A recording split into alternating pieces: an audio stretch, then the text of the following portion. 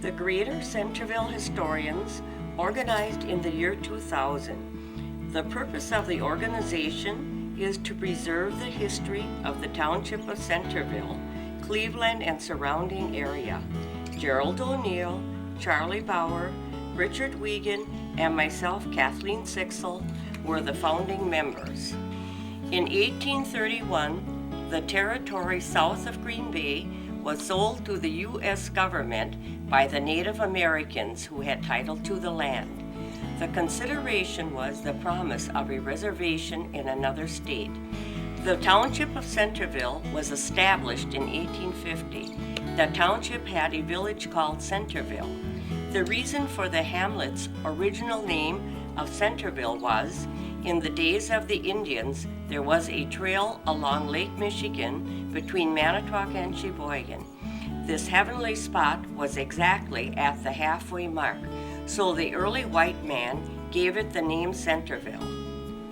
In 1849, the village of Centerville was surveyed and laid out in lots and blocks. The village of Centerville was renamed Hika when the Postmaster General informed the village leaders that another Centerville was located in the state. When it became time for Centerville to be renamed, a judge in Manitowoc by the name of Albert Schmidt would take kids hiking. The judge said, "You can't call a town hiking, so why not make it Hika?" Thus, the village of Centerville became Hika. In the early years, Centerville had the vision of becoming a lake port. To encourage ships to dock there, 2 piers were built into Lake Michigan. Many German immigrants arrived by schooners, and the village began to grow. The village had a brick factory, stores, schools, a Lutheran and a Catholic church, mills, saloons, blacksmith shop, and a fire department, and a brewery. When the brewery was built, the settlement began to flourish. But when fire destroyed the brewery, the largest industry, there was no longer a need for the harbor facilities. So ended this chapter of the development of Hika. 2 miles west of Hika, another settlement known as St. Wendel began to grow. It had a Catholic church, a general store with a connected dance hall, and a post office was also located in the complex, a funeral parlor, and at one time a motel. With the clearing of the forest, tilling of the land began. This prompted the exporting of lumber and grains. The farmers of Centerville looked forward to the building of a railway since they had a serious problem transporting their products. In 1873, the Milwaukee, Lakeshore, and Western Railroad was built between the settlements of Hika and St. Wendel and was named Centerville Station. In 1880, Centerville Station was renamed Cleveland after President Grover Cleveland. Cleveland, at that point in time, owes its growth to the fact that the Township of Centerville was a rich farming community, and farmers for miles around would bring products to be shipped by rail or ship. The village of Cleveland had several grocery stores, a furniture store, a funeral parlor, several saloons, Lutheran church, hardware stores, several gas stations, newspaper, photographer studio, several car dealerships, cheese factory, several feed mills, livestock yard, and lumber yards. The biggest business was the Cleveland Co-op, which offered many types of services. With the failing of grain crops, the farmers began dairy farming. With the abundance of milk, another industry began, cheese and butter making. Local cheese factories dotted the countryside. One-room schools were usually built near the cheese factories, so children would have a ride to school when farmers brought their milk. In 1958, Hika, St. Wendel, and Cleveland incorporated into the village of Cleveland. In 1968, the Cleveland Elementary School was built. The Township of Centerville has seen many farming changes, but dairy farming is still the primary vocation. Today, Cleveland is known as the seat of Lakeshore Technical College, which offers an educational alternative to four-year colleges. An ancient proverb states, When an old person dies, a library burns to the ground. These words were the inspiration for organizing the Greater Centerville Historians.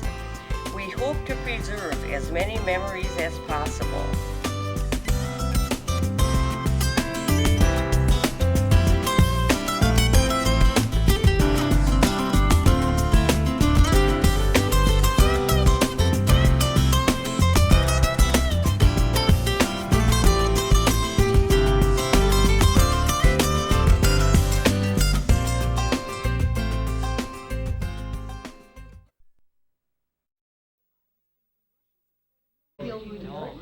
There I have Tom Price as my student. And stay at the cottage all summer? Yeah, should live there. That, well, I don't know about the winter months. We did already, you know, when Vika was alive, we did live there twice. We never got... My name is Kathy Sixel, and it is January 9th, 2006, and it looks like everybody had a good New Year so far. In case we forgot. Please raise your hand when you have information to add, and Mr. O'Neill will address you and move the camera so we don't miss any information. Always state your full name. Try and use full names when referring to people, and we shouldn't visit while the camera is on because it picks up in the camera. Okay? Thank you.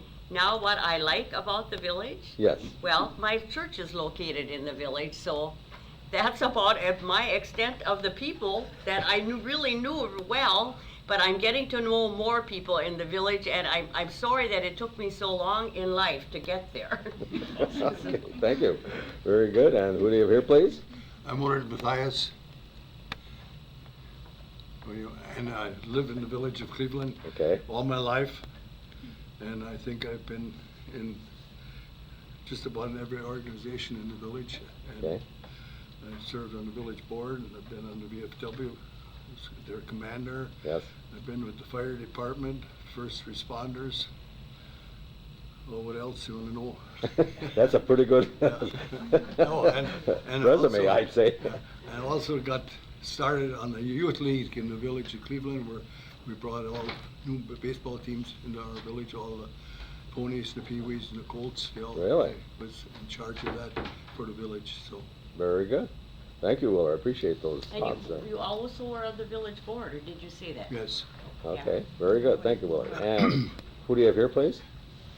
I'm Selma Vogel, and I didn't come to the village of Cleveland until Howard came back from the service. He came back to his hometown, Okay. and it was new to me, and I enjoy Cleveland very much because I go to church here still, Yes.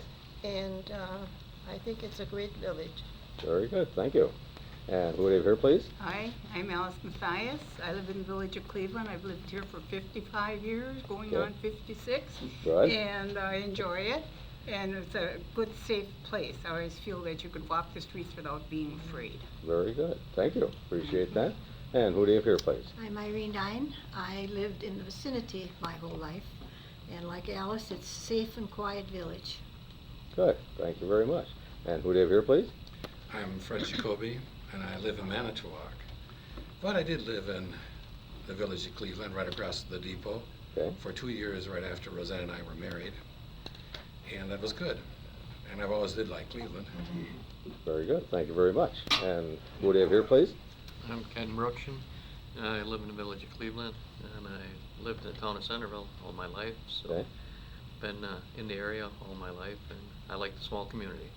Very good. Thank you very much. And who do you have here, please? My name is John Kirsch. I moved to the village of Cleveland in 1981, and because we found a nice little brick farmhouse near the lake, and we really fell in love with it. But I guess as we lived here, we discovered that it was a very nice village, nice people, Okay. and we loved the natural resources around here, the lake, and all of the history. So Very good. Well, thank you very much. Appreciate it. And who do you have here, please? Melvin Yanis, and I lived here in the area all my life, mostly in town Centerville, until I got married, and after I was out of the service, I was in the service 2 years, and then I live on 871 Linden Street now. And I Okay. was a first responder for 8 years. Wonderful. Very good. And who do you have here, please? I'm Audrey Ertl. I was born and raised in town of Centerville. My father had a cheese factory just west of Cleveland. Okay. So we came to Cleveland a lot. All right. And about 30 years ago, I was bookkeeper at the Cleveland Co-op for 22 years. Okay. I enjoyed Cleveland. Good. Good to hear that. And who do you have here, please? I'm Kathy Wagner, and I live at 334 East Washington Avenue. Came to the town of Centerville in, a long time ago. And then moved to the village of Cleveland after I married. Okay. And I've been here ever since. Good. Very good. And who do you have here, please? Cindy Hoon. I went to the elementary schools here in the village of Cleveland, but began to reside here in 1975, and I'm currently the president for the village of Cleveland. Okay, good. Thank you very much. And who do you have here, please?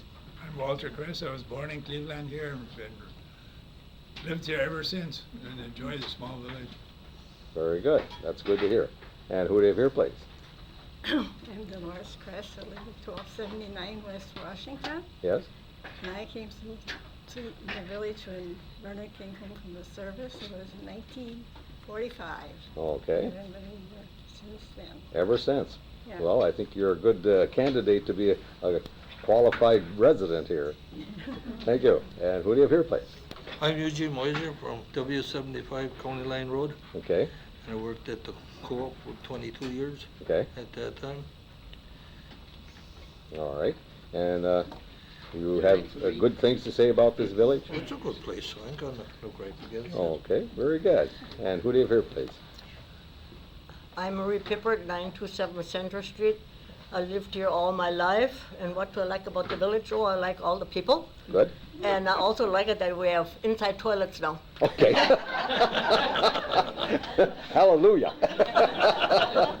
Very good. Thank you. And who do you have here, please? I'm Dorothy Anderson. I'm living in the house I was born and raised in, and I went away to school and married life and came back in 78. Okay. And still living in my house. Okay. And I like the village people. Very good. Thank you. Very good. And who do you have here, please? Charlie Bauer from Newton on Highway C, just on the western edge of town of Newton. Okay. And Cleveland, I got my very first paying job at the canning factory in Cleveland. I drove my 1949 Packard here during the canning season, so that's where I got my start working in the village of Cleveland here. Very good. The first paychecks, huh? Yes. Very good. And who do you have here, please? Edith Lutzy. I moved to Cleveland. I was in the vicinity longer, but I moved to Cleveland in '85 and Okay. lived at 695 East Washington. Okay. And I kind of like the whole village except for the water bill. Very good. I'm glad you brought that up. Thank you. And we have some other people that have just joined us, and we'd like to have your name and what you like or dislike about the village of Cleveland, please. Dave Cole. We live on Lake Bluff Court. Okay. We moved here in '73, shortly after we got married. And I guess well, it's just a nice little village, and everybody knows everybody and gets along pretty well. So. Very good. Thank you very much. And who do you have here, please? I'm Cheryl Cole, moved here in '73 with him, of course. Yes. My husband, and I was on the village board for 11 years, and I'm currently the municipal judge. Wonderful. So I've always liked it because it's a small community and friendly people. Very good. Thank you very much. Myself, Jerry O'Neill, the videographer. I'm from the Newton area, and I mainly came to Cleveland quite often both to go to church and also to attend LTC, which really helped me a lot in my occupation throughout the years. So many good things here at Cleveland. And I just found out with all these people, they're very friendly. And I guess, Kathy, I'll go back to you for the takeoff here. I'm sorry, but I ran out of cards, so I cannot say, tell anybody about the card. I don't have it. Does anybody have one? Okay, this was Howard Vogel, and he was the first village president. All right. And then we'll let Catherine and Cindy and Cheryl and John and Willie take over. Okay, very good. Thank you. I'll make the cut right here. Okay, I've got a young lady here who would like to identify herself one more time and add some more information, please. Kathy Wagner. Following incorporation of the village of Cleveland was in 1958. And following incorporation, the first village election took place on December 9th, 1958, and Howard Vogel was elected village president. Okay. And as far as Howard Vogel, what did he have another occupation other than the job he was given? You bet. He worked at the Cleveland Co-op. Okay. And in what capacity, do you remember? I don't remember. Okay. Yes, thank you. You could ask his wife, she's here. Oh, that's right. Or you could ask Audrey, you want to do that She for knows us for all now? about it. Howard was at the Cleveland Co-op. He came with the John Deere shop, and he was the John Deere manager at Okay. the co-op. All right. He also, in the beginning, when he first came, he did the bookkeeping, and he had an assistant bookkeeper, and after a while, he did the payroll, but I did everything else. Okay, very good. Thank you very much. And I'll swing back here to Kathy one more time. If you've got something to read, we'd like to hear about it. Go right ahead, Do I please. need to identify again? Yes, please. Try it Okay. one more time. Kathy Wagner. Thank you. I wrote up the history of the village of Cleveland for our bicentennial book, and I'm going to use that tonight. Very good. Okay? It all started out this way.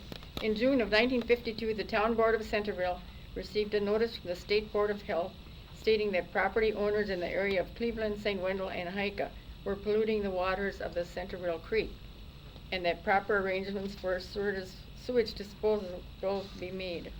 A hearing on sewage disposal in the hamlets of Cleveland, St. Wendel, and Hika was held on May 22nd, 1956, with Town Chairman Herman Lutze presiding. Mr. Oscar Eggers of the State Board of Health explained the dangers of getting sewage into the water supply. He suggested that the town board appoint a committee of property owners in the 3 areas to work out a plan to correct the pollution problem. On June 5th, 1956, the following committee was appointed by the town board. For St. Wendel, the appointees were Richard Gretz, Arvin Newman, and Anton Wagner. For the Hika area, Eugene Dossler, Robert Wagner, and Edward Kress. And for the Cleveland Middle area, Ralph Yost, Herbert Lorfeld, and Howard Vogel. On June 26, 1956, it was decided that all 3 areas work together to create a sanitary district. Ralph Yost was elected president of the committee and Howard Vogel secretary. In March of 1957, Richard Gretz resigned and was replaced by Kenneth Schnell. A study was made of the situation, and the Sanitation Committee on March 16, 1958 submitted a recommendation that Cleveland, St. Wendel, and Hika incorporate in an effort to ultimately find a solution to the pollution problem.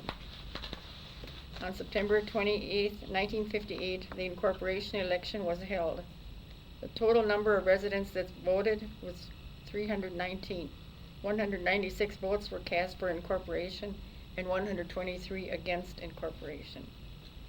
Following incorporation, the first village election took place on December 9, 1958.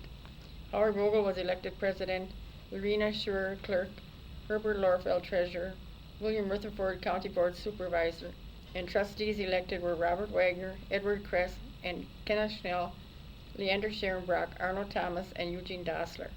The first meeting of the new Cleveland Village Board took place December 16, 1958. In June of 1963, McMahon Associates of Menasha was hired, and a preliminary survey for a sewer system was begun.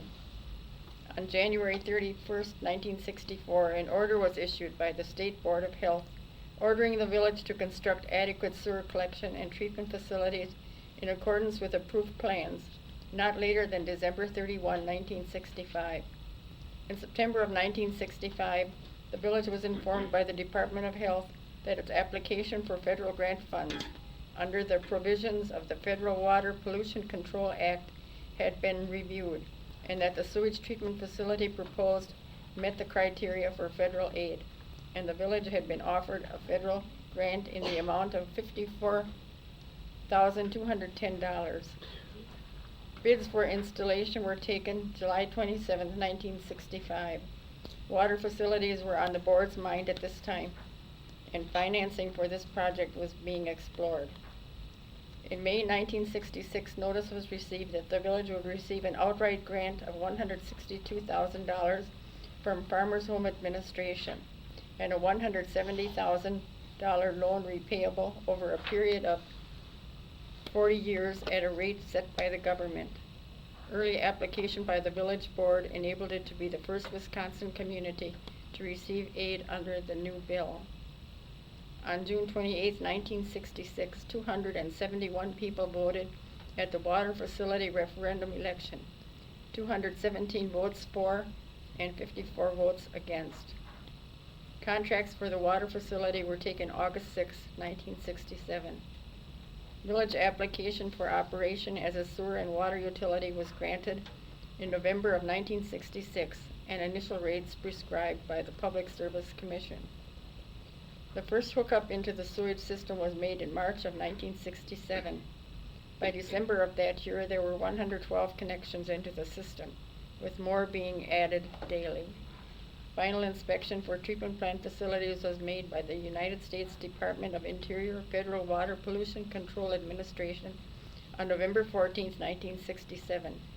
Federal grant money for the treatment plant totaled $49,767.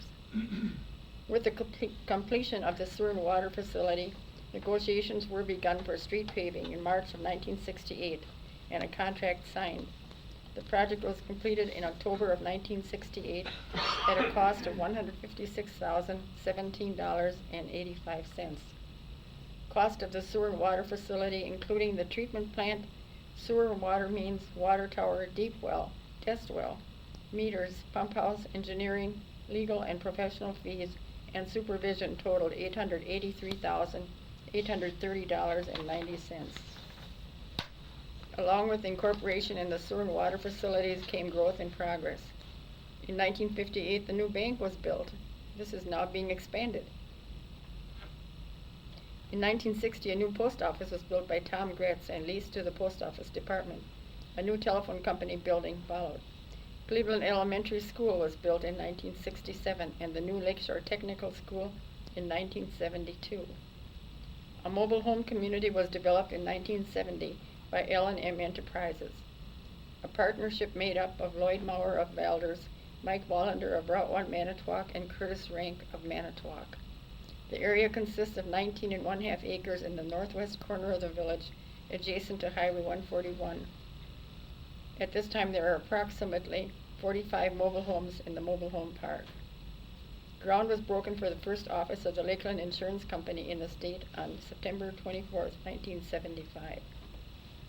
And when I knew that I had to leave the village hall, I got together some sheets of paper that had the village trustees for every year from 1959 all the way through to when I left the village in 1999. Actually, I didn't leave in 1999, but I came back twice as interim clerk. Okay. And that's it. Okay, well, thank you very much. Appreciate You're that. welcome. Thank you.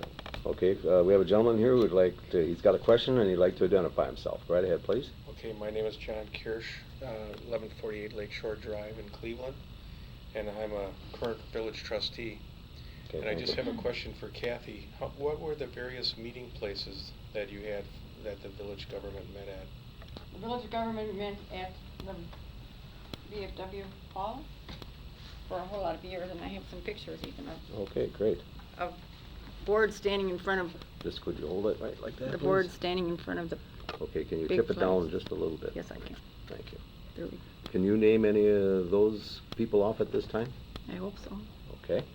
Yes, Leander Scherenbrock, Joe Pitch, Eugene Dossler,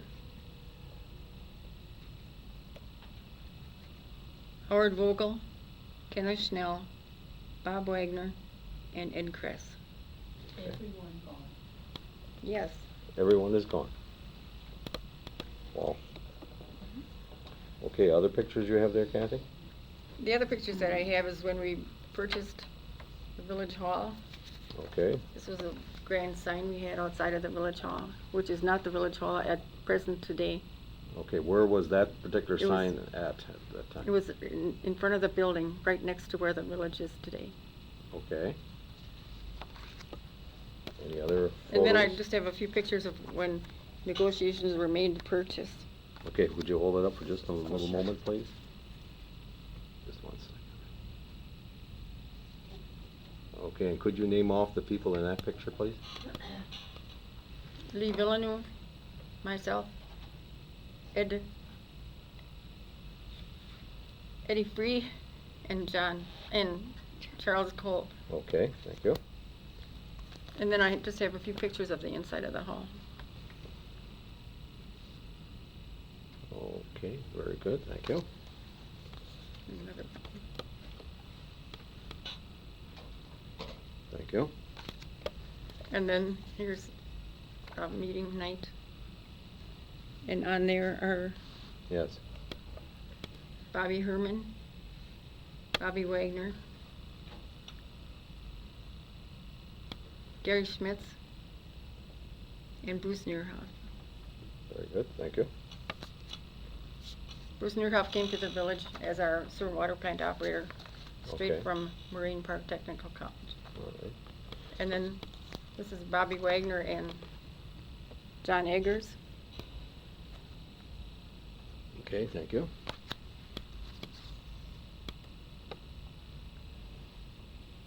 And this is, well, you're taxing my memory here. Ron Koenig and his wife, Thank you. and who's that?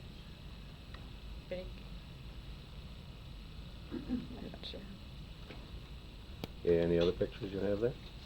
And this picture is in the village hall again, which is a VFW clubhouse. That's Sherry Neerhoff, Okay, Bob Wagner, John Eggers, Winifred Eggers, and Mary Schmitz. all right. Now, the ladies that were shown there, was that wives of the? There were wives, yes. Okay, okay. And this is a picture of Bruce Neerhoff.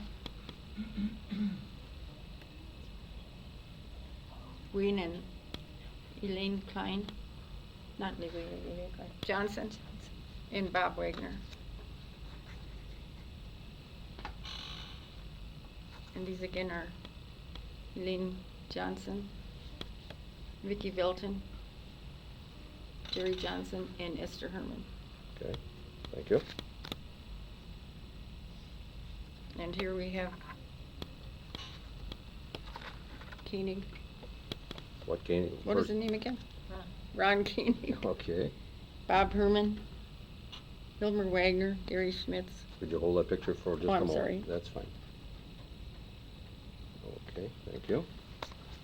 Catherine, as you're naming those names, are these all people that served on the village board at one time? Yes, the fellows were, not the ladies.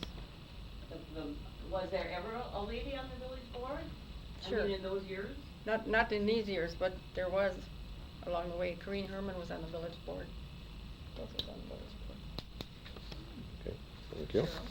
Yes. Oh, Cheryl Cole was on the village board. Okay, back there, thank you. Okay, we got a young lady here who would like to identify herself and is presenting a question or an answer here. Go right ahead, please. I'm Cheryl Cole, and I was on the village board for 11 years. And Kathy, can you tell me what year I started? Probably about 83, 84. Were you the first lady to be? No, I was not. No, Okay. Corrine Herman was on before me. When I was on, we had Julie Fermansky was on, and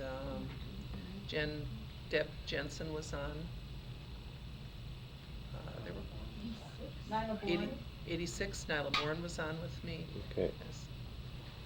So no, we had women on the board. All right. And when you were on the board, were you assigned to represent a certain section of the village or some portion of that? No, no. Okay. You were just, you represented the whole village, but All then right. you were assigned to certain committees. Oh, okay. All right. Very good. Now, Cheryl, what committees were you on? I was on every committee there was at some time or another, and my least favorite was being the weed commissioner, because it kind of took away from your whole summer. You spent more time driving through the village wondering how long people's weeds were as opposed to just enjoying the greenery. But I learned more about weeds than I needed to know.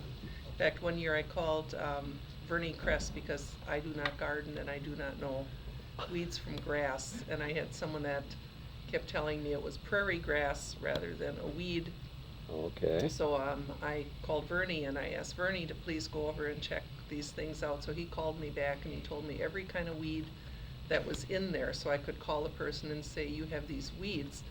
And she said, but I have prairie grass too. And I said, okay, the prairie grass can stay, but you have to cut the weeds. And there was no way she could single out the weeds from the prairie grass. So the whole thing wound up being cut. Okay. And but Vernie helped me with that. Good, good. And when I was on the board, Yes. I hate that phrase, when I was on the board, we met over at the VFW hall. All right. And I had Rhonda Trader was the village president for a few years when I was on.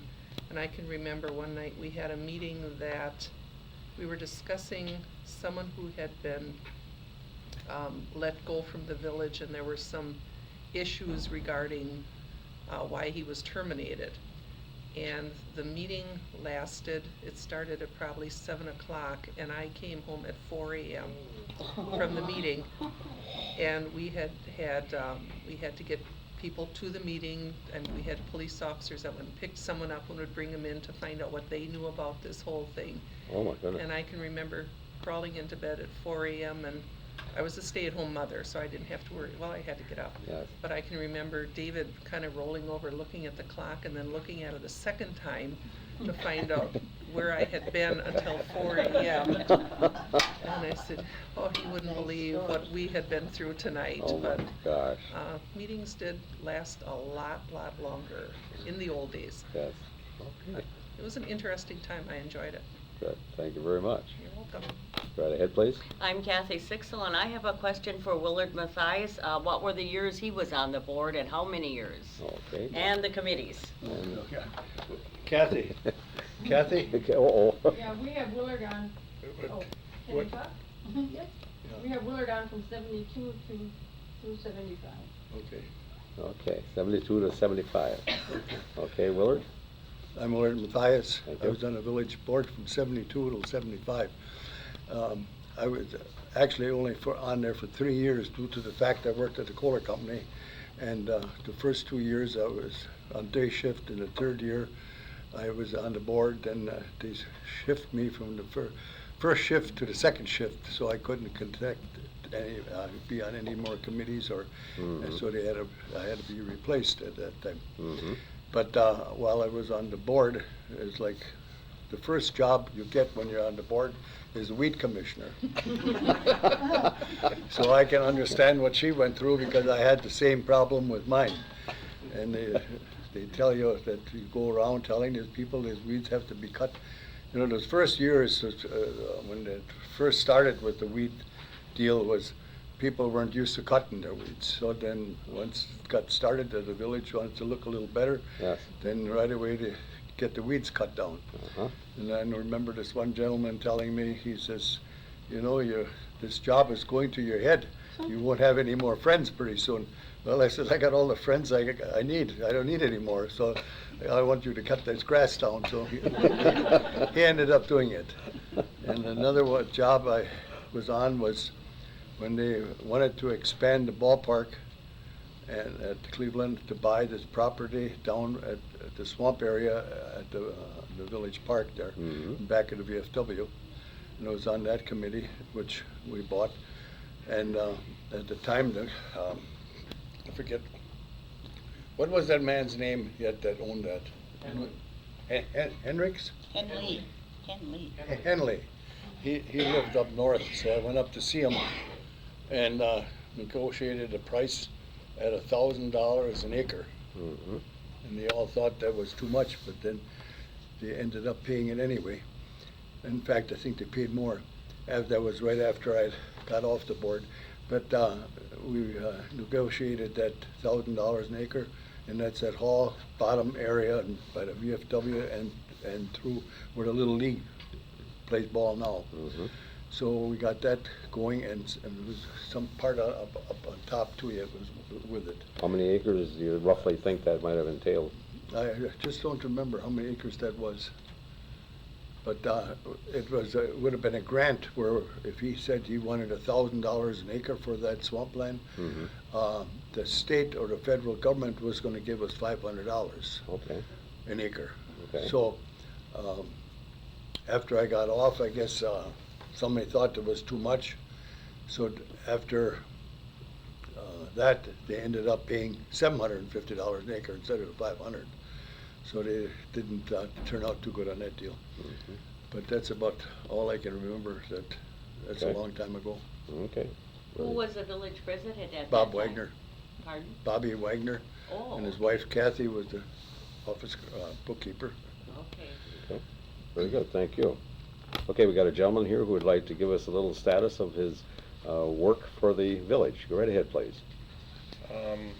I was on the, presently on the village board, and I've been on, currently, I believe this is my 5th year. And I was on in a previous couple of terms with Cheryl. And I always managed to avoid the weed commission and everything. I was just very lucky. But I heard all the stories, so I was prepared to avoid it. But the first committee I was on was Parks, and I was assigned to look into getting funding to purchase the other half of Veterans Park. And Okay. we managed to get some funding from the state, and it was the same type of funding that Willard had gotten for the first part of it. Mm-hmm. It was a stewardship grant, and the state paid for 50% of the purchase. And that makes up the more natural area of the park. Is called Veterans Conservation Area. Okay. So we were real happy to do that. By the way, I'll ask you the same question I had Willard. Do you know roughly the acreage that entire thing might cover at this time? 56 acres comes to mind. Do you remember, Cheryl? Something of that nature. Okay, wow. Very good. And I believe that encompasses the whole park, both the conservation area and the athletic areas. Okay, very good. One meeting that comes to mind that was kind of exciting when I was on the board was we have pretty high sewer and water rates in the village because we had to build a new water and wastewater plant several years ago. And every year the rates have to be reviewed, and the PSC requires you to make money on your charges. So normally you have to boost the rates a little bit, and you also have to post those rates. And so we had a kind of a modest rate that we had to put on the water side of the utility bill, but it was posted wrong, and it would have probably amounted to a couple dollars a month per hookup, but it was posted wrong, and it was listed as we were going to increase the rates by 50%. And that night we had people pack the village hall. We had to open the windows so people could stick their heads through the windows to listen to the whole thing. And it took about 2 hours to explain that it was posted wrong, but it turned out that people had other things on their minds, so they wanted to express those too. But that was an attention getter then. It was another one of those long nights. Okay. But everybody in the village is very understanding, so. Very good. I gotta ask a question of you or whoever wants to take it. To get a job on this board and to become part of a committee, is there appointing type things happening, or is this voted on in some form, or how does this all generate? Well, the village president looks at, she appoints the committees, Okay. and the village board approves those appointments. All right. Okay, thank you. Okay, we got the gentleman here who provided much information, but he'd like to give us his identification yet, please. John Kirsch. Thank you, John. Okay, we got a young lady who would like to say a few words and identify herself. Go right ahead, please. I'm Audrey Ertl, and I work with Howard Vogel at the Cleveland Co-op. And I remember when they had to upgrade the sewage and the water system because it was too small. And Howard said originally it was built for 1,500 families, I think. And then, of course, LTI, well, at that time it was LTC. No, it's LTC. It's LTC now, and then it was LTI. And Okay. You're right. They You're got right. so big. Yes. And he said, they're 1,500 people alone, and that's what was causing the problem. And that's why they had to upgrade and expand I the see. sewer and water system. Okay. Because they hadn't planned on the college getting that big. Yes. They thought 1,500 people or 1,500 families would last Sure. for a long, long time. Okay. Very good. Thank you. Okay, we got a young lady here who would like to identify herself and provide some additional information on her thoughts of the village, please. Cindy Hoon, current village president. I am serving in my 5th year as village president and 2 years as a trustee prior to that. The lady sitting next to me here, Kathy Wagner, is just a remarkable lady. The village was certainly blessed with her talents.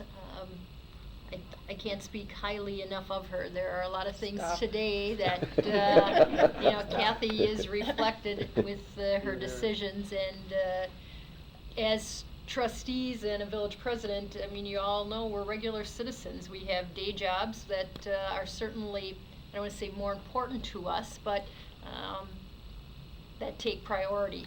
So when it comes to the clerk and the public works director and our police chief, these are the people who run our communities and also keep the village board informed of the things that we can and cannot do. So when I look at what Kathy did over those years, it's just tremendous. Also today, I have to inform my village board tomorrow night, we do not have meetings that go till 4 o'clock in the morning. When it gets to be about 2 hours, they get a little restless and it's like, move it on. But I am very blessed to be serving this community with the current board that I have. It's a group of people who really care a lot about this community. A lot of them bring some history with them, and I think that's excellent because everybody in this room has made the village of Cleveland what it is today. Can you name a few of your cohorts there, please? Currently, our village board consists of Chris Yost, John Kirsch, Kathy Stolzman, Steve Walters, Gail Pfeiffer, and Steve Walters, and myself. Mike Riddle, sorry. I knew there was somebody in here. Our current village department heads are Stacy Grunewald, is our clerk treasurer, who has known Kathy through the years. Steve Simons, our director of public works, and Tim Barber, our chief of police. Okay. And again, your years right now are 5 years, you say? That's correct. Did you get on the weed control at all? No, I have missed that. You That missed I have, that I have. But I had served on the village board for 2 years, and through personnel issue, I had resigned in October, only to find myself winning as a write-in candidate, which I had nothing to do with, to become village president. So it's been an honor to serve the people of this community. Now, as far as the changes that take place since you joined 5 years ago, could you give us a few things that were sort of large things that took place, perhaps, that improved the village or whatever?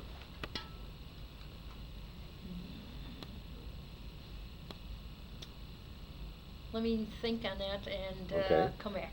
Okay, I'm going to ask, as long as I've got you going. Uh-oh. Could you give us the street or whatever locations of, say, the water tower? What part of the village is it in? The water tower is located at the end of Polk Lane, and it would be on the western end of the village. Okay. Another well is located down near Veterans Park. Okay. Another one is located on the corner of Franklin Drive and North Avenue. Our municipal garage is located on Lakeshore Drive, and our wastewater treatment plant is located on the very northern edge of the community on Lakeshore Drive. Now, I noticed as you drive out on Lakeshore Drive to the north, there's fire hydrants and everything continuing. That is How correct. far are we out of the village and to what road, or do you know that? The water hydrants are only located within the village limits. Okay, and that's at They what's... do not go Okay. out. Well, they do go outside on North Avenue, so the system could be looped, which just means we had a water main break on Cherry Hill Drive the other day, and it was fortunate that it wasn't 3/4 of the village had to be turned off. It just happened to be that small street. Okay. So very, very fortunate. Okay, do you have such things as an emergency meetings? As far as the village board, it's quite rare. We have had them, unfortunately. Usually it's been personnel type issues. We do have an emergency government group, which several people throughout the community are a part of, and that would be in the event of a disaster Okay. coming towards our community. Otherwise, all village board meetings are held the second Tuesday of the month, and everything is posted. We have committees of finance and budget, human resource and public safety, and public works, which includes our utilities and our parks. We have a plan commission. We have a police commission. We have emergency government. Am I forgetting anybody, John? Board of Appeals. Board of Appeals. Board of Appeals, okay. Now, the fire department, is that an independent? Definitely. Okay. All right. And maybe I'll jump a gap here. Future things that might be coming down the line? Nothing in the works as of right now. We do know there'll be an area that'll be discussed, and that would be located just to the south of LTC. There's a large area. Some people would like to see development there, some would not. So Okay. that's definitely an issue that'll be coming. Mhm. We have annexed some property on the corner of Westview and North Avenue in hopes of seeing some development there. Okay. A lot of people tell us we're prime for development, and I think that's good, but whatever comes in, I think we need to be cautious, because whatever we do, we want to make sure we do it right, because we will live with it for a long, long time. Very good. Thank you very much. So we want to do what's best for the people of the community. Very good. Thank you. We got a gentleman here who'd like to identify himself and indicate a question. Charlie Bauer, I was just wondering whether or not the village has an industrial park. Okay, thank you. Okay, we have a question from Mr. Charlie Bauer, and this young lady will identify herself and indicate perhaps an answer. Cindy Hoon, president of the Village of Cleveland. We do not have an industrial park, Mr. Bauer, but we do have a TID district of which there is commercial property yet.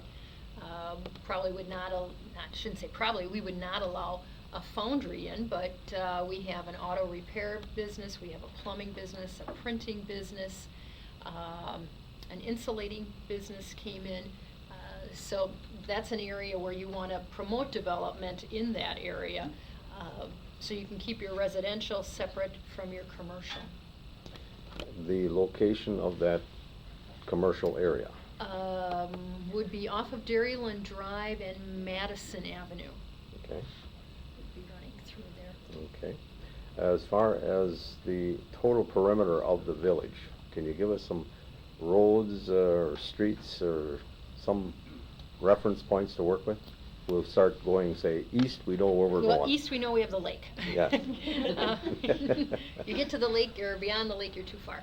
On the south, it would really be a lot of it is Washington Avenue, but then there are a lot of streets that maybe go off an extra block, possibly 2 blocks. Wilson Avenue would be one that would be going to furthest south that there would be. Would go to the west of the railroad tracks, west of Dairyland Drive, not quite as far as I-43. Okay. But that vicinity. And then when you look to the north, North Avenue, which is right out in front of LTC here, this property for the college is definitely in the village, which goes over I-43. Not too much further to the north than that. Okay. Very good. We do have a farm that's located somewhat in the middle of the village, which really is in the town. So we look like we have this big open area, and people say, why don't you do anything? It's because it's not in the village. It is in the town. Is that down by Stoltenberg's funeral home someplace? No, it would be the Ken Kulchen farm. Okay. Could you give us the location of that one? That would be on East Washington Avenue, located near the elementary school. Oh, okay. That vicinity. Okay. Is there a certain part of the village that becomes a constant problem for you?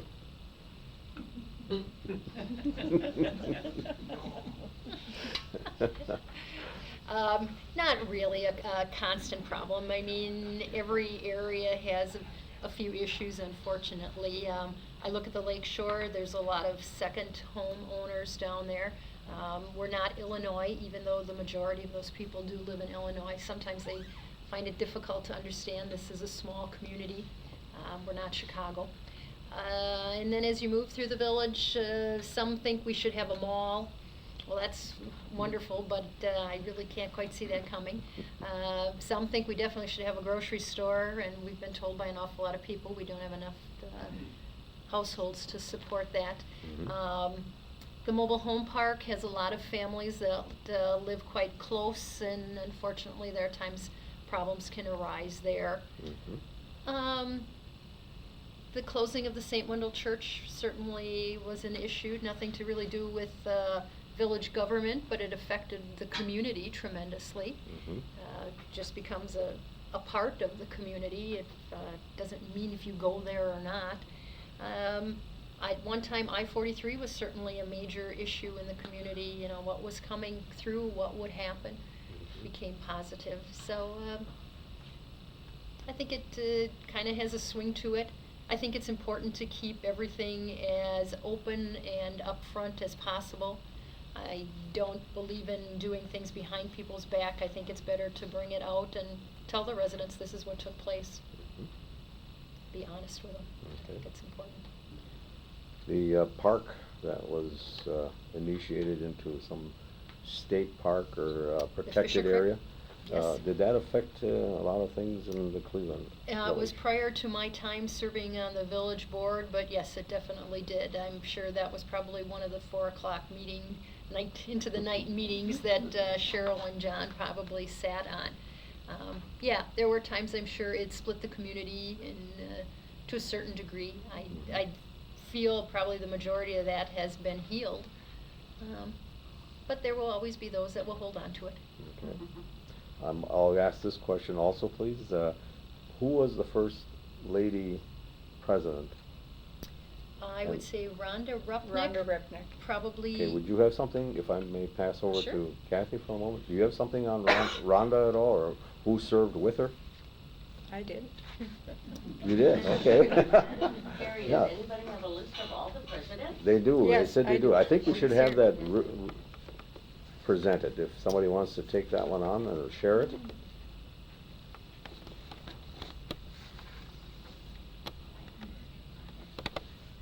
I'll cut here and come back to you. Okay, we've got a young lady here who has some history of prior presidents and other associates. If she'd like to identify herself, please. Kathy Wagner. We started off with the Sanitation and Incorporation Committee in 1956 of Eugene Moiser, Ralph Yost, Edward Kress, Herbert Lorfeld, Arvin Newman, Kenneth Schnell, Howard Vogel, Anton Wagner, and Robert Wagner. And then from village presidents, from 1958 to, I've only gone to 1998 because that's when I left the village hall. That'd be fine. We started off with Howard Vogel, Eugene Moiser, William Rutherford, Robert Wagner, Rhonda Rupnick, Gary Schmitz, Kurt Kaiser, and Lee Villeneuve. And then we need to add to that Cindy Holmes. Okay. And for village And clerk? What year was that again, please? I would have started in the year 2000. 2000, okay. Okay, for village clerk, we started off in 1958 with Lorena Schurer. Then we had Joanne Grease. Then we had Kathy Wagner, Pamela Gordon, and I came back as interim. And then we had Deborah LaViolet Spavacek, and I came back one more time. Then I became ill and I had to leave village hall. Okay. For village treasurer, we started off with Herbert Lorfeld, Peter Yankunis, Rosemary Leonard, Robert Prigge, and then they combined clerk and treasurer. So then I became also treasurer. Pamela Gordon, Kathy Wagner interim, and then Deborah Violet Spavacek. And for building inspector, we started off with Edwin Yost, Irvin Blanke, James Berge, Gilbert Baylitz, John Eggers, David Pfeiffer, John Eggers one more time, Bruce Neerhoff, David West, and Steve Simons. Okay. Very good, thank you very much. Okay, we got a young lady who'd like to identify herself and indicate some information. Go right ahead, please. I'm Audrey Ertl. Kathy Wagner was you were on the board when it was Town of Centerville, before it was the Village of Cleveland, weren't you? No. Well, I had a daughter-in-law that was on a Town of Centerville board, and you worked with her on this book. That's right. And I just assumed, I guess, that you were on the board, but you weren't. I was the village clerk. Oh, you were, yes, but And she was the town clerk. yes, but before the village, was a village, weren't you on the Town of Centerville's, because Hika, Cleveland, and Centerville would have been part of Town of Centerville originally. Yes, we were town of Centerville originally. And you were on the board then already, weren't you? No, I didn't Okay, Kathy. come to the board until 1962. Oh, I see, okay. Okay, well, very good, thank you. Have you got any other information there? Or was that your question? No, I just know that, I had a daughter-in-law that was Okay. on the Town of Centerville board, and I just assumed that, Kathy was on the board, Town of Centerville, because Cleveland and Centerville and, St. Wendel were all part of Town of Centerville at that time. Okay. As far as length of time that you can serve on the board, and do you have to get re-elected again, or is this a kind of a permanent occupation? Go right ahead, please. All village board members and the village president serve a 2-year term, Okay, and it is up for public election. okay, Our municipal judge has a 4-year term. So every year, 3 trustees, and every other year, it's 3 trustees and the village president that are Okay. up for re-election. very good, thank you. We got a gentleman here who has a question. Go right ahead, please. Melvin Yanis, and I was questioning who was the village clerk when they issued a building permit for a man who was living 2 miles from the Schleswig line, which was about 8 miles from here. Okay, very good, thank you. We got a young lady who's gonna respond with that answer. Go right ahead, please. Cindy Hoon, the current village president. I guess one thing we all have to remember, having Kathy Wagner in our community, she knew everyone in the community and knew every corner of it. Today, when we bring somebody brand new in, unfortunately, they don't know where Clarence Leonard lived at one time or how active the co-op was at one time. And I guess part of my rebuttal to that comment would be, why did somebody come to the village hall in Cleveland to get a building permit when they didn't live here, buddy? So I guess I need just to say, if any of you had any clue of the amount of inquiries and work that comes through the village hall, it is just tremendous. When our community was affected with the passing of Chuck Kaiser, it became a week of just being bizarre there. The media was contacting them from all over. They were trying to shield the family from it, and yet work still needed to go on.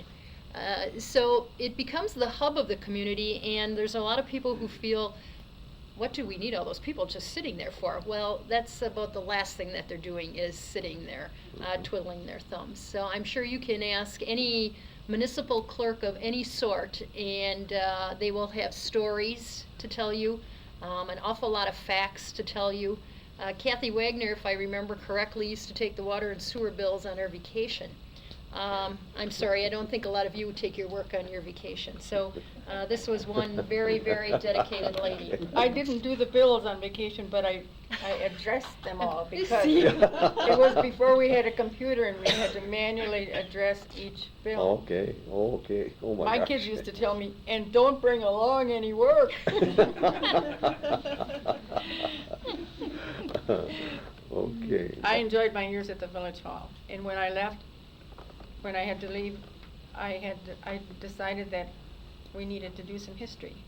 So I asked all the previous presidents or their wives or families or whatever, for pictures. Mm-hmm. And that was a real chore, because a lot of people don't have pictures. And some of those that did wanted their pictures back. So I did get involved with Econoprint in Sheboygan, because I knew someone who worked there, and we got a lot of pictures. And now they are all hanging in the village hall, in the hallway, if you want to see.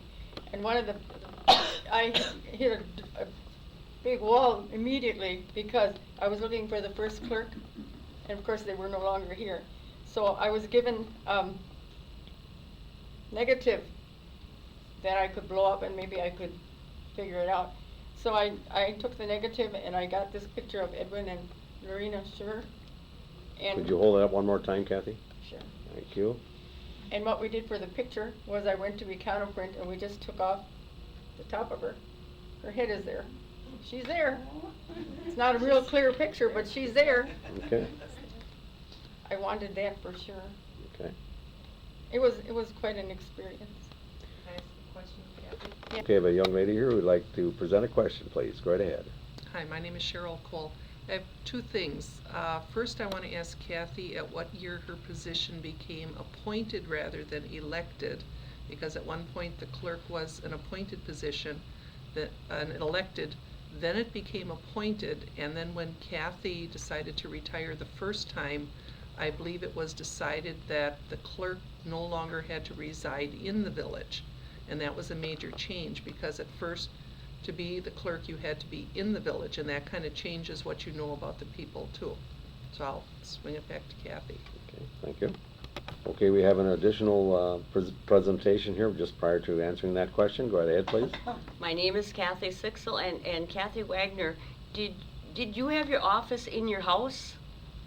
I thought, and also was the bank in the village hall first? And also I would like to know, it says in his book that Tom Gretz built the post office. Does he still own the post office? Is that what it meant to say, or did I misread that? No, it says in 1960 a new post office was built by Tom Gretz. Does he still own the post office? I read. We got a young lady here who has been presented a little tough question here, and she can recall that. Go right ahead, please. Kathy Wagner, and she asked when it became appointed. Yes. And that's when we bought the village hall, which was the former insurance building. That's when it became appointed. Okay. Which was 1989, I believe. Okay. Does that answer everybody's question on that one? Did I tell you what you need? Thank you. Could I have your identification, please? Cindy Hoon. Thank you, Cindy. In 1988, Cleveland State Bank built a new village, or a new bank, and the former bank at that time, Lakeland Mutual Insurance Company purchased, and the insurance company building became vacant, and Village Hall moved out of Kathy Wagner's house and into a permanent facility. I don't remember probably within the last 7 years or so, that the insurance company has left and Village Hall needed more room. They then purchased what was the former bank building. Okay. And now what was the insurance company and Village Hall is a vacant building. Okay. Did you, or did I understand that right, that meetings were held in your home? No. No? Okay. Meetings were not held in my home. I had all the equipment at my house. Okay. The west wall of my dining room had copy machine, and my bedroom had a file. And in the basement, underneath my pool table, were boxes and boxes and boxes of village stuff. It took us forever to move everything out, but we did manage. Okay. And then I had to go to work. Before that, I worked at home. If I didn't feel like working today, I worked tomorrow. Okay, you brought up a good point there with all those documents and records of the actions that the village board does. Where are permanent records kept? So in case of fire, flood, whatever. Village Hall is very fortunate today to have a vault that had been the bank vault. Okay. So I don't think they could look for a better storage facility from fire or theft or anything else than what they currently have. Okay. But a lot of those documents that were probably under Kathy Wagner's pool table are still maintained today. All right. Very good. Okay. Thank you. We got a gentleman here that has a question he'd like to present. Go right ahead, please. Charlie Bauer, before the village was incorporated in '58 to make St. Wendel and Cleveland and Hika one, how was it governed? Was it governed by the town of Centerville, or did Hika have its own little village office or whatever? I'd like that explained, please. Okay, we had a question presented about governing of the village of Cleveland prior to its incorporation. I'll use that term. Could we have an answer to that one? Well, the village of Cleveland, Centerville, and Hika, or St. Wendel, Yeah. were all under the town of Centerville. And I know at one time, one of my daughter-in-laws was an officer on the town board. And I'm not sure, I know she went to meetings and things, but I don't think they had, before they had their town hall, they had any regular place that they met. Okay. But Cleveland and Hika and St. Wendel were all under town of Centerville at the, before it became the village. Okay. Very good. Thank you very much. Okay, we got a lady here who had presented a question earlier, but we need to go back one more time, please. In this book of Centerville 1850 to 1976, it stated that in 1960 a new post office was built by Tom Gretz. My question is, does Tom Gretz still own this post office? Or who owns it today? What has happened? Okay, thank you, Kathy. Okay, we got a question on the floor, but this young lady will identify herself and perhaps give us some good answers. Thank you. I'm Irene Dine, and my husband and I bought the post office from Tom Gretz, but I can't give you a date. We probably owned it 25 years because I just sold it about 5 years ago. Okay. And I sold it to a Kent Huffman from Sheboygan, Mhm. but he has already sold it to someone else, and I don't know the new owner. Okay. And that's within the last 5 years. Mhm. Okay, very good. Yes, go right ahead, sir. I'm Fred Jacoby. That's right. I have a response to the idea about where the meetings were held. Okay. I remember very well when I was a kid that they'd have the annual town meetings at Whittler's Hall. And I don't know whether it was the same meeting at which they had town caucuses, because that's how they chose their candidates for the town offices. And my father was town clerk for a number of years, and I was quite aware. So I'm thinking until they got into Eddie Scher's garage, maybe that's the way it was done. But maybe somebody else that is a little older than me might be able to verify that. Okay, very good. Thank you. Okay, we have a young lady who'd like to just clarify a little bit of her information. Go right ahead, please. I'm Irene Dine, and I said that, to Kathy's question, that the county built a new county shop, but they didn't. They bought the Ed Scherer garage at the time. Then it became the county shop and the senior center. Okay, all right. Okay, I guess I'll present my questions again. First of all, how do we advertise Cleveland as far as a place to live and work and so forth? And I forget what I said before. Population. Thank you. I believe our signs say 1,361, which comes from the census. We work on approximately 1,400 residents. Okay. And how do we advertise Cleveland? We do have a website, Okay. which is something announces all village meetings and the different structure of the committees, and as far as contacting any of the people. We probably hope by word of mouth. It's a good place to be. It seems to be a good community to raise children in because we have our elementary school. It's also a good area when you have people who work in Manitowoc and Sheboygan. It's kind of a middle spot, so no one has to drive too far. I believe LTC does an excellent job of bringing people into our community. Mm-hmm. And I think our lakeshore certainly brings people in. I always find it kind of surprising, people who come in and go, oh, we want to see the lake. And being raised here all my life, it looks the same now as it did when I was born, but it's definitely a drawing card for us because a lot of places don't have it. So do we have a big advertising budget with your tax dollars? No. Okay. Very good. Thank you. We've got a gentleman here who does recall some advertisements out there to present this village. Go right ahead, please. Ken Brookson.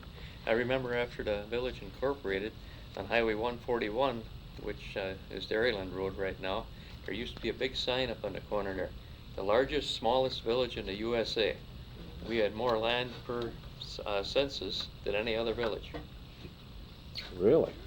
Well, that's different too. Thank you. Does that sign exist yet, or is that? No. Okay. It's been gone many, many years. Many years. Okay, I don't recall that one myself. Thank you. Alice. Okay, we got a young lady who'd like to identify herself, and she's got a question or something. Hi, I'm Alice Mathias. In relating to Kenny's question on the biggest little village in the USA, Yes. I was looking through my big scrapbook tonight thinking I had something to bring, and the only picture I came across, it was in the newspaper, and it was 1958. It was this great big sign saying the same thing, but I couldn't think it was the smallest little village, where was it in the USA? But anyhow, on the bottom of that picture was Eugene Moiser. So he would have been president probably in 1958. It was a great Okay. big thing. It must have been in the Herald Times. Okay, very good, Alice. Thank you. You're welcome. Okay, we've got a gentleman here who said he had a question. Go right ahead, please. John Kirsch, talking about the size of the village, Yes, sir. what was the reason that there were three, I guess what the unincorporated towns or residential areas, Hika, Cleveland, and St. Wendell? Why? How did that come about? Okay. Did you not get along in those days? Or Very good, thank you. Okay, we got a gentleman here. He'd like to identify himself. He says he knows the answer. Go right ahead, please. Melvin Yee. Hika was a great port at one time, and they hauled a lot of wood from here to Chicago. Okay. And butter and cheese. And afterwards, when the railroad came through, then Cleveland was started. And when 141 was established, and St. Wendell was established when the church was. Okay. And there was a post office there at one time. All right. Okay, very good. You got a. Wasn't Hika Centerville before it became Hika? Yeah. It was named Centerville before it was named Hika. Okay. Yeah. All If right. you look at the old plans. Right. Okay. Very good. We got a lady here who has maybe another question or whatever. Go right ahead, please. Audrey Ertl, Hika actually had their own post office at one time. Okay. And then Cleveland had a post office, and that's when Hika's post office was closed because the railroad went through and the post office was at Cleveland. Okay. I'm going to ask a loaded question. The location of the post office in Hika to start with. Oh, I think Irene died. Eddie Hintz's store. Eddie Hintz's store. Eddie Hintz's store. Eddie Hintz's store. And where was that located? That's Corner of Beach and Lincoln. Okay, I'm going to go over, just passing over for a moment here. And you can identify yourself, please, and give that information. Kathy Wagner. Yes. Vince's store, which was also the post office in Hika, is on the corner of Beach and Lincoln Avenue. Okay, very good. And then we'll go on to Cleveland. And you have something there? And I have this largest small village in the USA. You do? With, with Eugene Moiser as president, yes, right here. Okay, hold it up for just a moment. I want a long look at that one. And that sign was located where again, please? On the corner of Washington and Dairyland Drive. Okay. Okay, very good. Thank you. And again, I'll go with the post office in Cleveland. There was a few locations I've been told from other meetings. Can you give us something on that? The post office? Yes, sir. Yes, ma'am. It's on Hickory Hazel, not Hazel. Hemlock. Hemlock and? No, Hemlock and Grant. Okay, that's the present location. Right. Okay.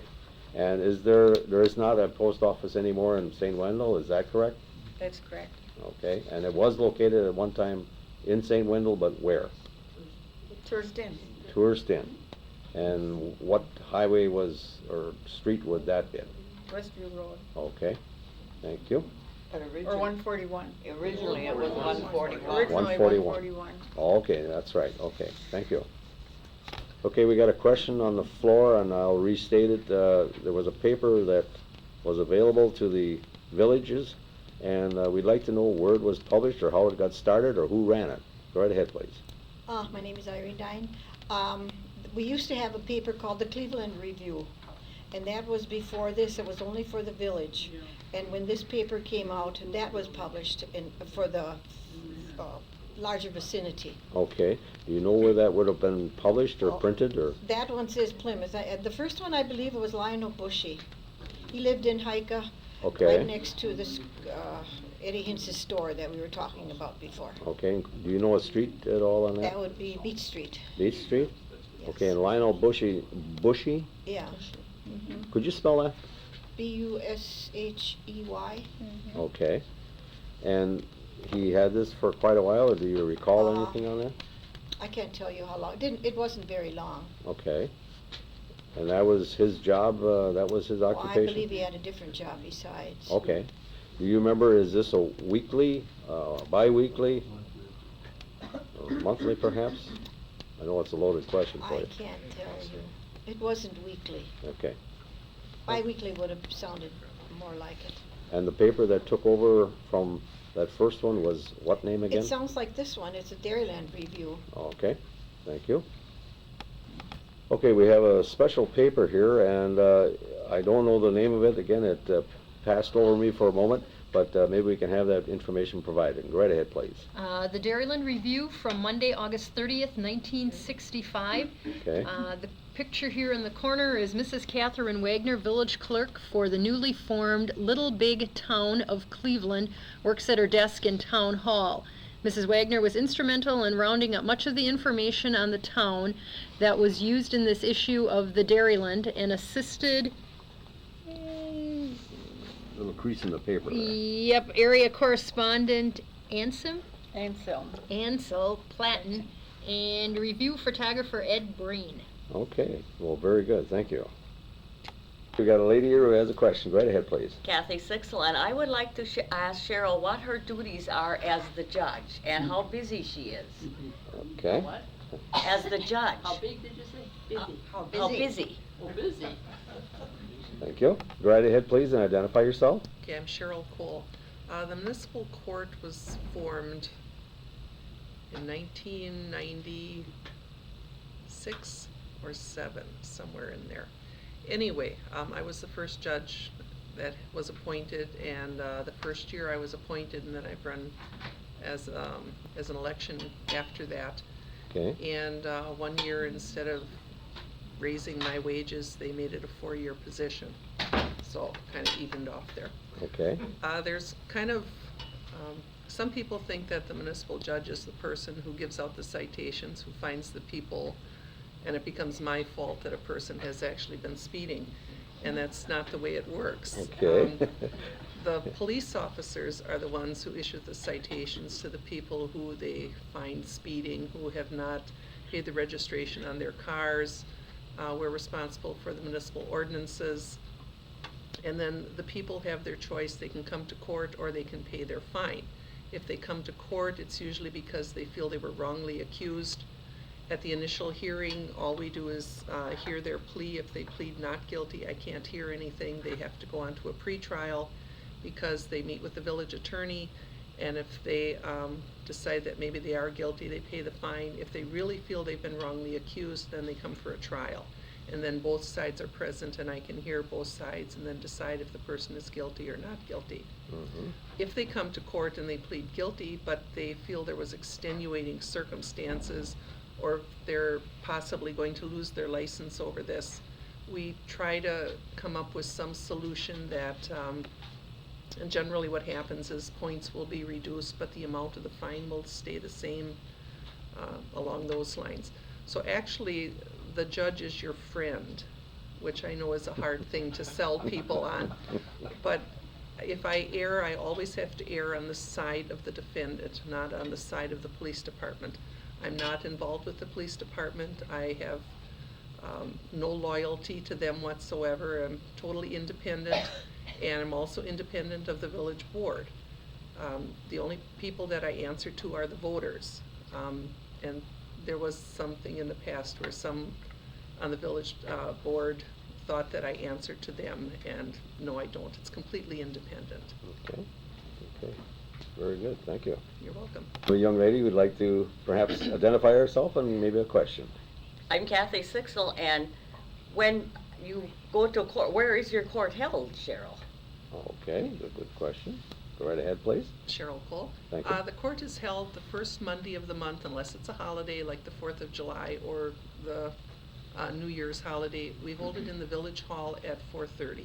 This is in Cleveland? In Cleveland. Okay. If we have juveniles present, juveniles have to be held separately. They have to be in a closed court. And that's why if we have juveniles, they would be held last. They sit there through what's going on, but we are not allowed to use last names. They can only sign in with a first name because that's kept confidential. And it's, like I say, it's a closed session. And it Okay. gets kind of interesting because if you have 2 or 3 juveniles involved in the same little escapade, you have to do each one separately, but they tell each other as soon as they get out of court what happened. And people find out things, but I'm not allowed to say who was in court. The clerks, the officers, that's all confidential on our part, but the defendants can tell anyone they want, where they were and what happened. Okay. And your jurisdiction now is the entire perimeter? It's the village. It's the village? Yes. That but includes St. Wendell and Hika? If that's in the village, that's That's the everything village. is in the village? Yes. Okay. The officers also have jurisdiction, I believe, a mile either way on I-43. So Okay. we do wind up with people speeding past the village. And Okay. the officers are pretty good about getting them. We do have, I would say the majority of the citations are from people out of the area. Okay. It's not a lot of the village residents that wind up. We have a few municipal ordinance violations, dog at large. Sometimes a little, the kids get rambunctious in the summer in the parks and do a few things, but the speeding, the traffic cases are usually people from out of the area. Okay. Oh, interesting. Very good, thank you. We have a young lady here who'd like to ask a question and identify herself. Go right ahead, please. I'm Audrey Ertl, and I just was wondering if she's an attorney or has any attorney background of any kind. Okay, very good, thank you. Okay, we have a question on the floor, and this young lady will identify herself and provide some answers. Go right ahead. Cheryl Cole. To be a municipal judge, the requirements are set forth by the state and by the village board. Now, the village board could require that an attorney fill the position. The state does not require it.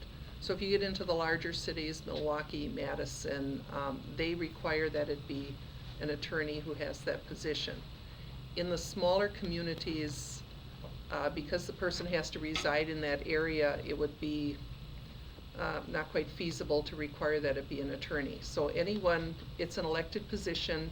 You have to attend the training every year. You have to attend at least 1 2-day training. And you don't have to be an attorney because you don't do jail time, except you can do jail time if a person fails to pay. Then you can send a person to jail for $25 a day based on the amount of the citation. So if it's a $100 fine, I could send someone to jail for 4 days. Some of the municipalities get charged for sending someone to jail, and the jail fees are more than what the $25 is. So then the village has lost out on the $25 a day, plus they're paying to have that person in jail. So you don't use that jail option very often. And generally, if a person goes to jail, I've heard they can come up with the money quite fast, where they didn't in the past. I do have jurisdiction in the whole state of Wisconsin to perform marriages. Okay. And yes, and I have done several weddings, and one wedding resulted in twins. So anyway, which I thought was interesting. But yes, anywhere in the state of Wisconsin I can do weddings. I have a question, Jerry Yes. O'Neill. If your husband was brought up before you, what would be your decisions? If there's a code of ethics Okay. for municipal judges, All right. even the part-time judges, and the one that I really like is I cannot be in a dunk tank. That would be detrimental to the office of, you have to have a certain decorum, okay? Okay. You also, this code of ethics also is if someone comes into court that I know Mm-hmm. and I am not comfortable with it, or if the person is not comfortable with it, it would be sent to another court, and we Okay. have had that happen. All right. If it's a family member, I mean, it's automatically gonna be sent. Mm-hmm. And my court clerk serves as my clerk, and she serves as the police clerk also.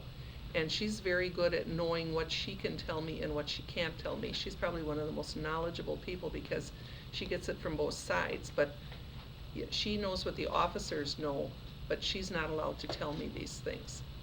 And you know, she could say things and she just doesn't, because she knows I have to be Mhm. completely impartial. Yes.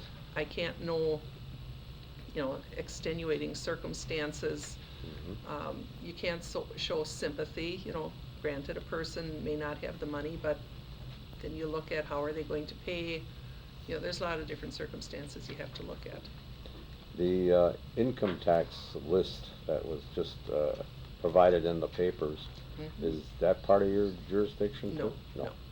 Okay, That's a state thing for All people right. that owe money. okay. Thank you. You're welcome. Okay, I got a young lady who would like to present something. Go right ahead, please. I'm Marie Pippert.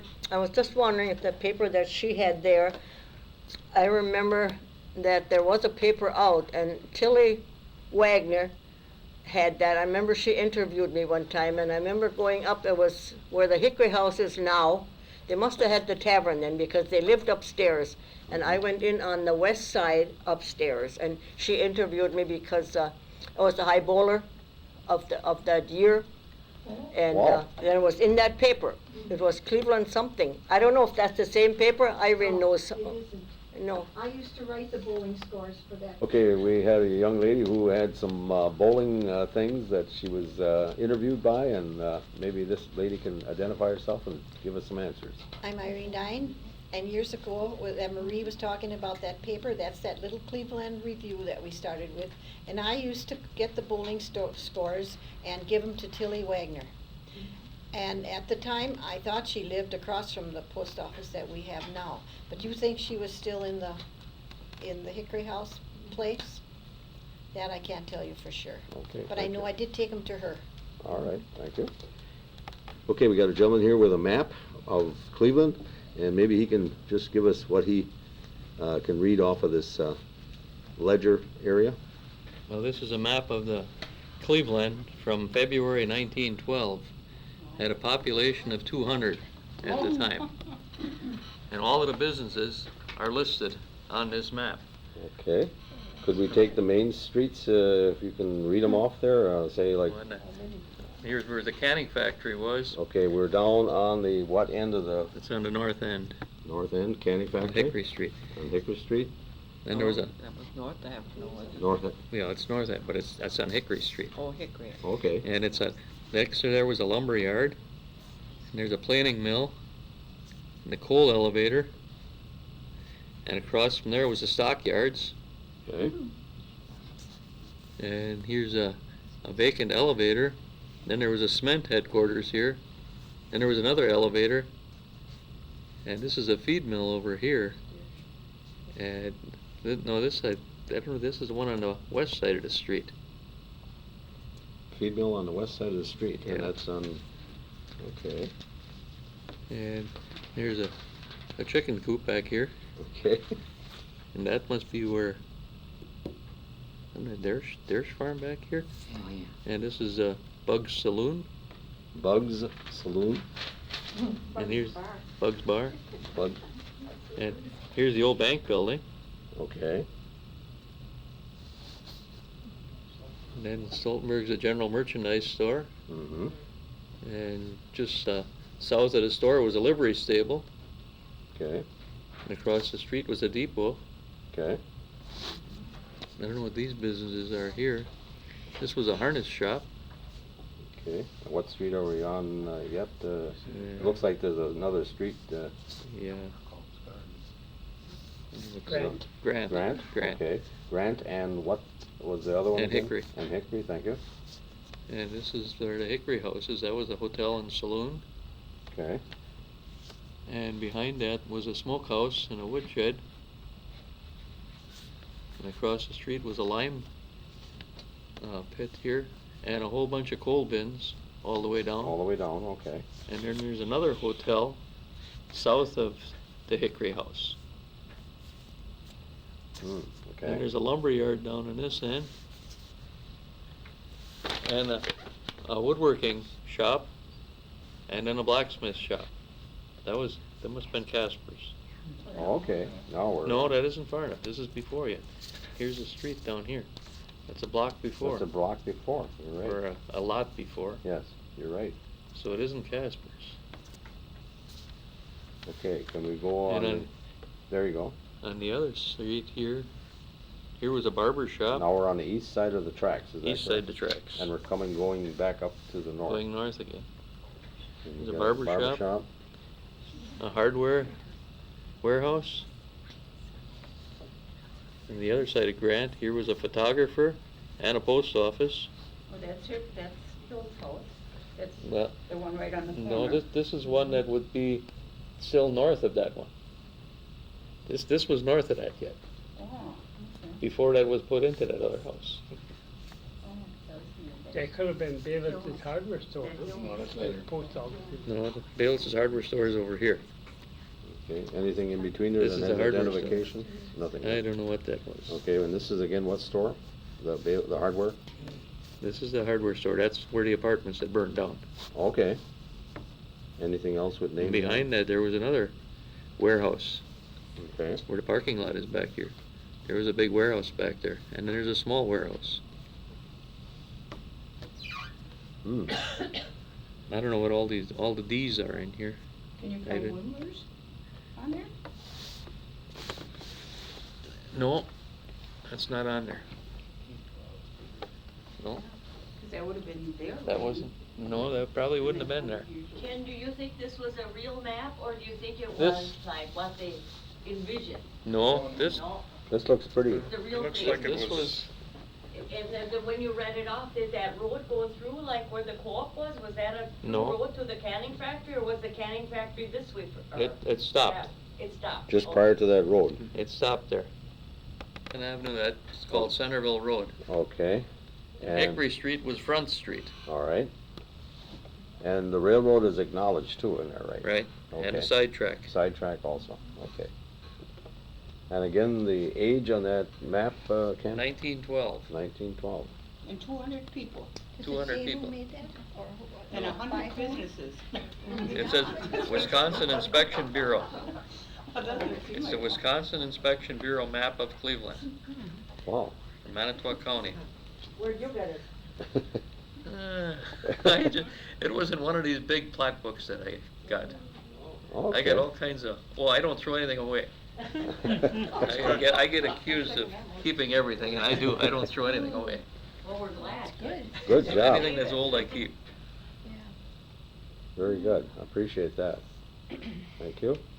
Okay, we got a lady here who has a question and she'd like to identify herself. I'm Irene Nine, and I have a question for Kathy. How did the village acquire the land where the trailer park is now? Was that donated? Okay, thank you. Okay, we had a question on the floor pertaining to the land where the mobile home court is presently located. And maybe you can give us the answer, which is? Which is, I don't know. That's as simple as we can get. Well, the only thing I know about that is Yes. who did the developing. Okay. And that was Lloyd Maurer of Elders. And Mike Wallander Okay. and Kurt Rank. And Kurt Rank. Okay. Very good. Well, thank you very much. Okay, we got a paper that this young lady has, and she'd like to identify herself and indicate the age of the paper and what it was indicating. Go right ahead, please. Kathy Wagner, and this paper is Cleveland Regional Edition, District Ignites Development, and it's dated Tuesday, April 22nd, 1997. Okay. And it shows a whole bunch of Boy Scouts cleaning up the beach. Okay. And on the down here it shows John Kirsch as a Yes. part of the village board, and he is part of the park commission, I believe. tough. And I can't see upside down. Okay, that's tough, I know. Okay, we've got a picture of Mr. John Kirsch, and there's our caption underneath, and Kathy will be good enough to read what it says. It says, John Kirsch, chairman of the Cleveland Village Board's Parks Committee, holds up the village's park master plan. In the background is a new addition to Hika Park, the former site of Centerville Dam. The park is one of 3 in this village of 1,600 residents. Okay, thank you. Okay, we got a young lady who is going to indicate what we're looking at here. Go right ahead, please. We're looking at, Kathy Wagner, we're looking at a Herald Times Reporter copy of Cleveland, which was dated April 16th, 1996. It's a special edition featuring Cleveland. And it starts off with our LTC sign, Welcome to Cleveland. Okay. Home of Lakeshore Technical College. Okay. Did we, since you brought the LTC, did we indicate what year that was built or started? Anybody know that one? It's in the 70s, but I'm not sure. They've been here over 30 years. Oh, really? I know that. Okay. I don't know exactly what year. Okay. Okay, I had a question pertaining to the LTC when it started, and it was indicated before, but we'll have Kathy do that one more time. Kathy Wagner, and the book says the new Lakeshore Technical School in 1972. Okay, very good. Thank you. Okay, go right ahead, please. My name is Kathy Sixel, and I would like to ask Cheryl if she would tell us a little bit about the senior center. Because were you the first worker there? No. No. Okay, maybe you can give us a few details, okay? Thank you. Okay, I'll pan over right. There we go. Right ahead, please. Cheryl Cole. I Thank you. started working at the senior center in August of 1981, and that was because the site manager at that time, June, married one of the participants, Bill Schmidt. Oh, Okay, and that's how I got the job. And I was the site manager there for 22 years, I believe, something like that.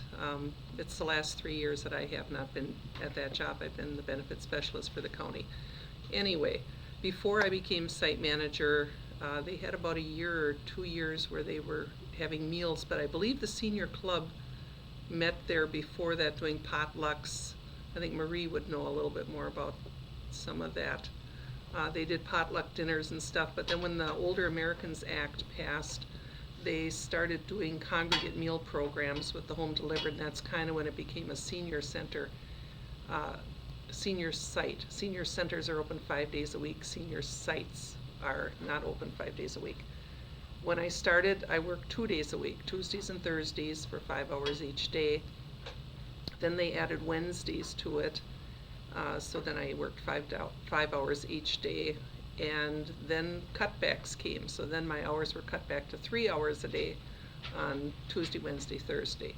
So it's been the 3 days for a long time, and with the way budget things are, that's probably the way it'll remain. Very good, thank you. Okay, we have a young lady who'd like to add something, and she'll identify herself one more time, please. Cheryl Cole. When we first moved to the village, I was a stay-at-home mother, and it seemed to be the big thing on the village board was the dog licenses.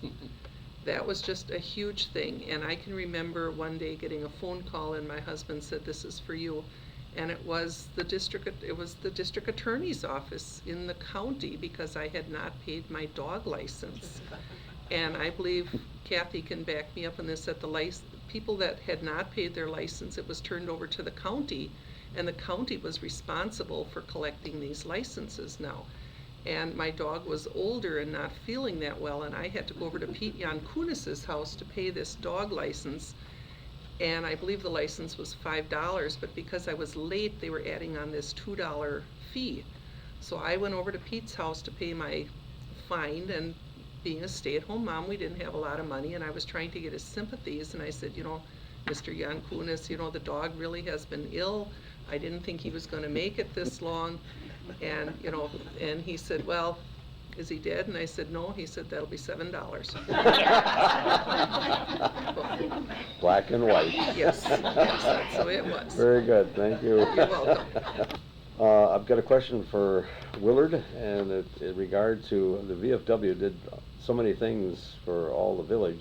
The relationship between the village and that organization seems to be very good. Can you comment on something like that? Well, when we first started out, it was the town of Centerville that gave us the property, and now the property is owned by the village of Cleveland.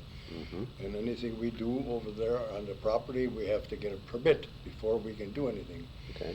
And in fact, this last month, they had to cut down 2 trees on the village property because they were on the next to our VFW. But Mm-hmm. we have a very good relationship, and in fact, I don't know for how many years the village met in our VFW hall, and I think we got $5 a meeting that they got, the VFW got, and they used up $6 worth of electricity and heat. So we sure didn't make any money having them over there because, like they said, those meetings once in a while. I know while I was on, we never got out of before 11 o'clock at night. They'd always have such long meetings, and the lights are burning, the heat is on, so we didn't make any money. When they moved out, but I think we were kind of happy that they moved out. And but we got along good with them and kept everything up. Good. Thank you. Could I please? Howard H. Vogel, in appreciation for 37 years of service to the Cleveland community, July the 9th, 1984, presented by the Cleveland Area Chamber of Commerce. It's such a beautiful plaque. Very good, thank you. Particularly because he was the first president, right? Mm-hmm. Okay. You want to read the other two also that he got, as long as you have them here? Let's do it that way. Okay, we've got another plaque that was presented, and this young lady will give us information about that plaque. Right ahead. This is in regard to the VFW, in recognition of service, dedication, veterans of foreign wars of the United States.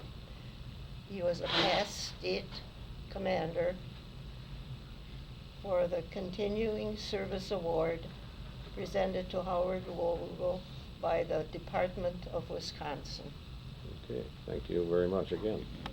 To Howard Vogel, to a friend and fellow dealer who will always be remembered with great respect and admiration by John Deere's Territory 42 dealers and territory managers. It has been our pleasure to work with you the past 37 years. We wish you the best.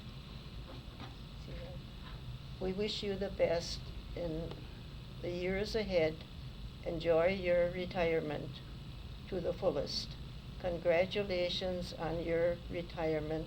July the 9th, 1984, Cleveland Co-op, Ice Implement, Forest Junction, Hagen Equipment Company, Kiwani Implement Company, Career Implement Company, Lambert Implement, Reesters and Schnell,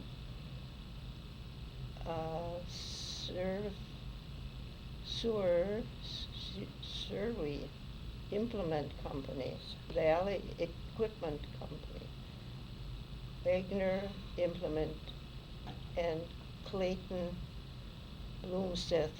And I bet hardly any of these dealers are left. Yes. Probably Ice and Reester and Schnell. Reester and Schnell. They're Yeah. all All were gone. gone. They're all gone. My goodness. Shows how times have changed, right? Yeah. Well, since your husband was president of the village board, did you get involved, or did he ask you a few guiding things for him? All the time, right? Well, helped him with typing the letters and things he had Okay, to do all right. about it. Okay, very good. And your residence again, please? 1101 Elm Street, Okay, thank you. Cleveland. Very good, thank you. Say that again, we have a new street, you say? We have a new street. Okay, and what is it called? Oh, the paved. Oh, the It's- street. it's been- paved. Oh. It's been redone. Oh, it's been redone. Yes, Oh, I'm yes. sorry. We have new street. Okay, they repaved it, give you new sidewalks, things like that? No sidewalks. No sidewalks No yet? sidewalks, Oh, okay. Curving. Curving, okay. Very good, thank you. Okay, would you like to identify yourself, please? Hi, I'm Alice Mathias. Getting back to Edith's comment about Cleveland, what she didn't like about it with the high water bills. Yeah. I remember years back when I worked at the bank, when the Cleveland sewer and water bills first came out, they were always $19.50. That was the minimum. It was either $7.50 for the water and $12 for the sewer, or maybe whatever. I think that's exactly. And when those bills, is that right? Oh, that's a good mind then. And when we used to get the bills, there were two little parts. I know you always had to rip them off. And the sewage department, that was always separate from blue, or I was thinking they were yellow. Okay, they were blue. That's right, now they're yellow. And one little part had the, or you always had to split the sewage and the water. Those were two separate accounts. Yeah. They were sort of pains to handle because they were, I know we used to get big stacks, like about this big. And we were always glad when that time of the month was over again. And those are all the bills Kathy had to hand write, right? Oh. Exactly. And put in all the numbers and.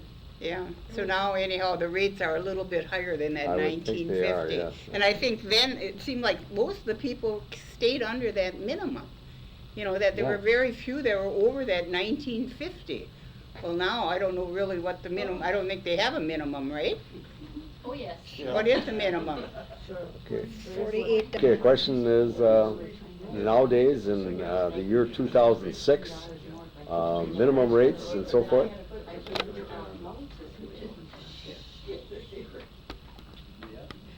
Go right ahead. Yes, there is a minimum just because we do have people who do not use the normal usage. Also people who are out of town, a lot of your cottages, and it's around $45, $46 a month. Okay. And back in the mid-70s when I moved to town, I do remember the 1950 bills. That I do. Okay. But the system has certainly came a long, long way, and just think of all the water you use today that you did not use in the mid-70s. Dishwasher. So, Okay, as far as final question, I guess we're kind of winding down a little bit. How has computers helped you or changed things on the board? it's made information a lot easier to obtain, even just for Village Hall. They can go into the county's website and pull up information as far as tax information goes. I think that's important. I think it's good for us to stay in touch with our legislators. Email is a tremendous device today to say, hey, you know, what's going on? There's so many state mandates that we all have to live by. Unfortunately, the water and sewer is definitely a part of that. And I don't even want to say communication-wise so much. There's information that goes out by email to village board members, but there isn't anything where there's a meeting going on behind the scenes at all. It's a great way to say, hey, this is taking place, kind of as a reminder. Of course, the water and sewer bills are all computerized, and at one time they came out quarterly, now they're monthly, so that certainly is very important. John? Accounting. Yeah, the accounting is. Budget accounting. Okay. Our budget is 17 pages long. Wow. So anybody who had served on the village board at one time maybe had a 2-3 page one, and it's come a long way, very detailed. That it is. State regulations you mentioned are getting more strict or Correct. more abundant? Both. Both. Okay. That they are. Unfortunately, makes some things very difficult. One of the issues they're dealing with now is we need to purchase a voting machine for anyone who is either hearing or seeing impaired. And of course, the state is generously going to provide us with this machine, which is wonderful, but the big problem is it's going to cost us approximately $4,500 a year to have the thing programmed every year for the different elections. So Really? it's a wonderful savings for us, but another mandate from the state. So, one Well- of those things that's coming our way. Okay, well, thank you very much. Sure. Okay, we have a picture here that Kathy is going to provide some information about. Go right ahead, please. It says Vogel honored. Howard Vogel, who has been known to have done more for incorporation of the village of Cleveland than any other resident of the community, has officially been designated as father of the village. He was honored by people of the community at a dinner at Branch River Country Club and presented with an engraved plaque which contained a gavel prepared by the village board of Cleveland.